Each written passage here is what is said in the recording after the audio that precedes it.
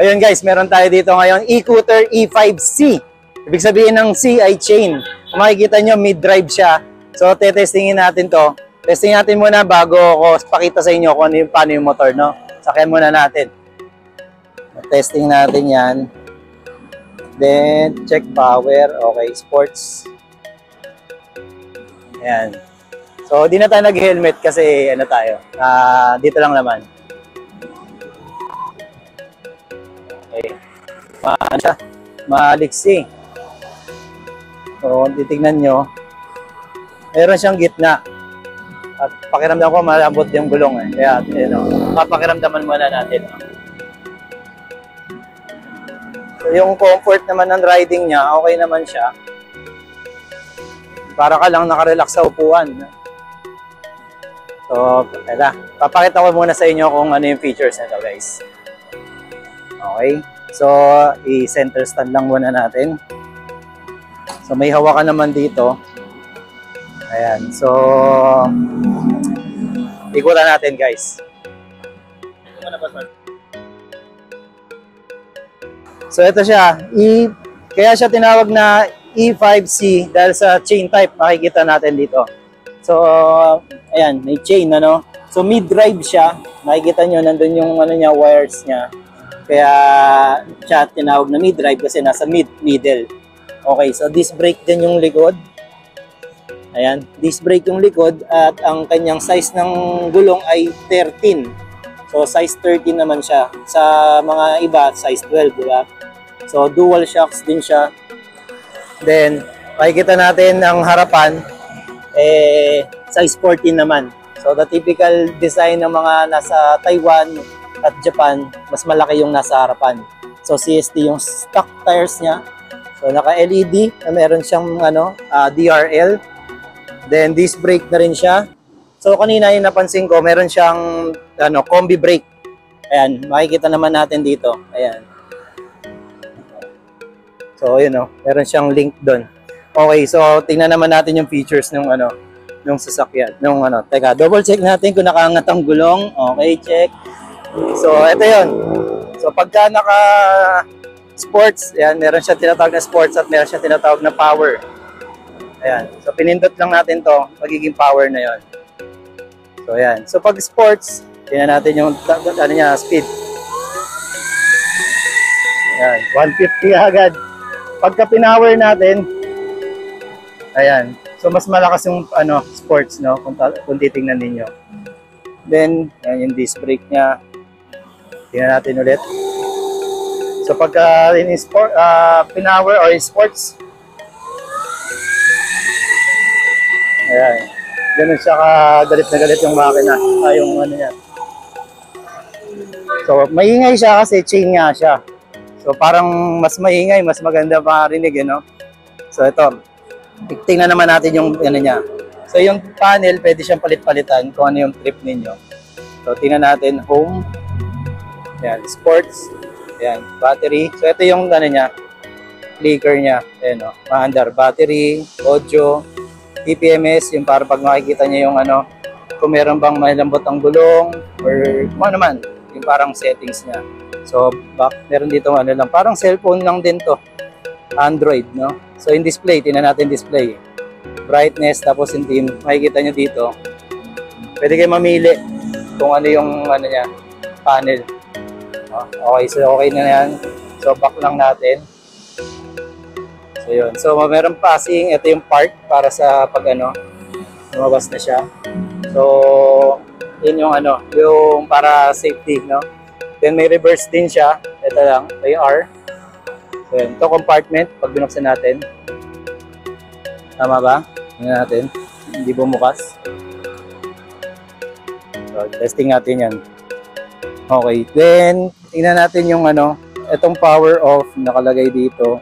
Ito yung pwedeng yung ilaw nakabukas, pwedeng automatic sa sensor niya. Okay, so dito naman pag sinusiyan kasi siya nasa loob, no. Makikita nyo. Ayan. So pag sinusiyan nyo, tingnan nyo yung susi. Ang ganda, di ba? Malakotse na eh. So safe din siya, hindi maagaw yung susi nyo, napapatayin. So susi, pag on, then lock na siya. Yan. Makunat yung ano niya, makunat. So, yan. And then, binuksan na natin yung compartment. Ayan siya. So, meron siyang serial dito, chassis number. At yun yung charger niya. Ang laki ng compartment niya, palubog. Ayan. Ayan. Mayroon din dito yung ano, para breaker.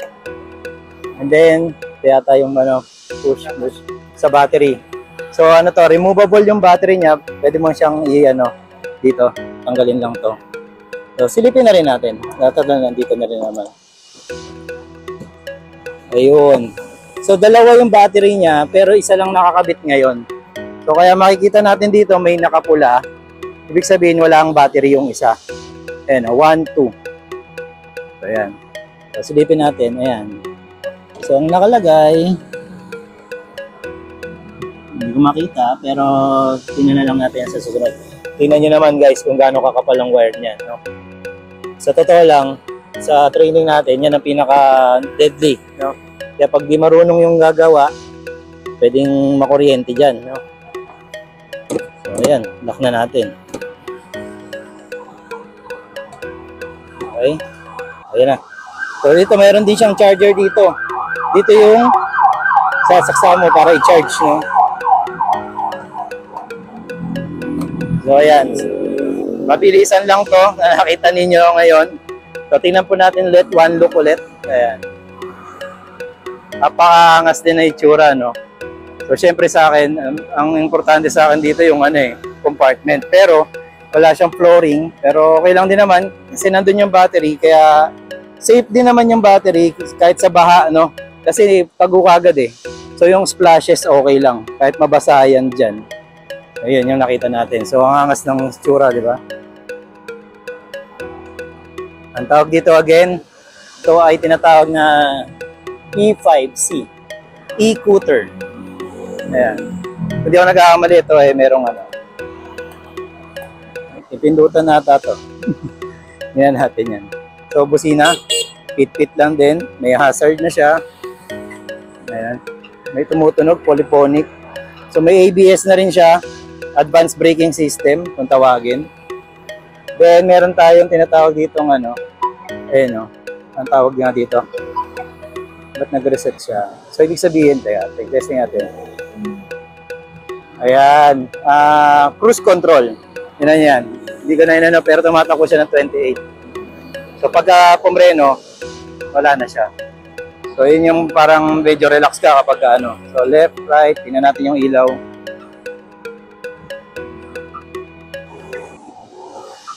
Ayan. So, hazard natin. Tanggalin natin yung ilaw, hazard natin, tingnan natin.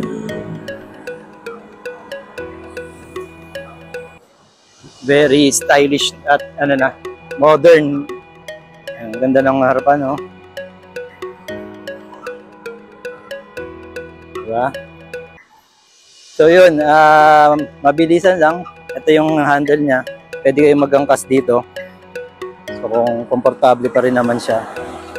Alright. So, ito, ibigay ko sa inyo yung ano nito. Kung saan nalalagay ko na lang sa ano natin. Dito sa video, kung saan nakikita tong mga ganitong unit, no?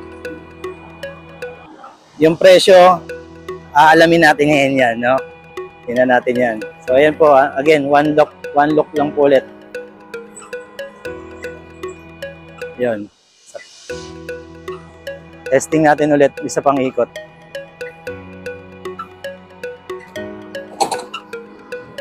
Naingay yung kanyang ano, no?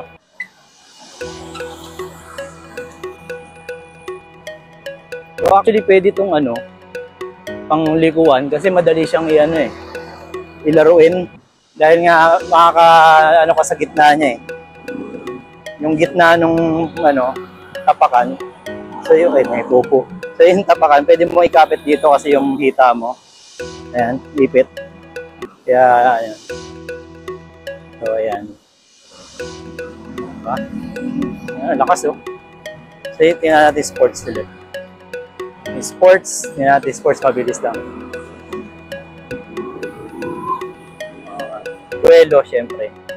Walang nakukuha sa mabilis na ano. Hindi siya nabibigla, hindi siya tipong mag-accelerate agad na magugulat ka.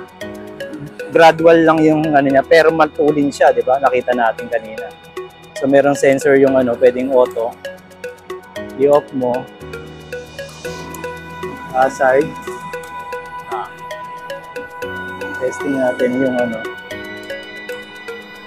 Ilaw. So tingnan natin yung ano. Ayan o. Ipindutin mo lang to para mag-reverse. Wala akong ginagawa, oh. Reverse na siya. Okay, isa pa. Testing natin ulit i-reverse. Ayun, hirap mag-balance na patalikod, ah. So, ayun. May reverse siya. Then, ilaw. Ayan. High beam. Then, ano ba to? High beam din. Passing. Passing. Ayan. Meron pala. Okay, so yun lang muna. At ano na, marami tayo na-discuss ng ganung kabilis. Okay, so ayun muna guys. Salamat sa pagpa-testing. Ayan, nag-secure din siya dahil nag-side stand tayo. Ayun. Meron na rin lumabas na exclamation point. So yun yung sinasabing warning, hindi mo pwedeng ma-start, mapanda. Alright, thank you.